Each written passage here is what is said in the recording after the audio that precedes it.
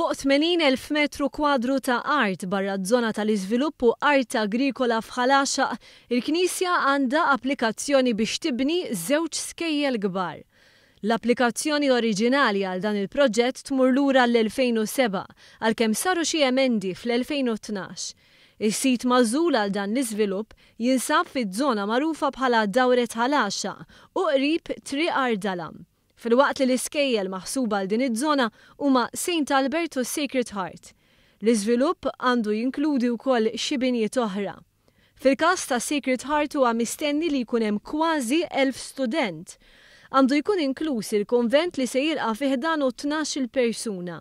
Anke San Albert li bħalissa jinsabu l-belt qed iħarsu li jiġbdu 1000 student. Għalkemm fil-pubbliku ħadd mal-isten oppożizzjoni lejn dan l-investiment li primarjament jieħu art agrikola, dokumenti ta' esperti juru kif dan l-investiment se jintlaqtu wkoll siġar maturi, ħitan ta' sejħ u karatteristiċi oħra tal-kampanja Maltija.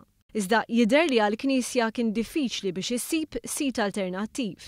Iżda il-fatt li bħal fil-każ tal-American University of Malta dan huwa proġett li tista' tgawdi minnu s-soċjetà ma waqqafix milli tkompli għaddejja bil-pjanijiet tagħha.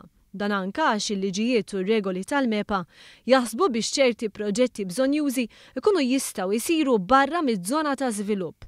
Iffaċċjat b'dan il-każ ta' żvilupp mill-Knisja wara li tkellem kontra l-għażla ta' CTODZ tal-proġett tal-American University of Malta, l-Arċisqof Charles Cicluna qal mat-Times of Malta li hemm differenza bejn iż-żewġ proġetti.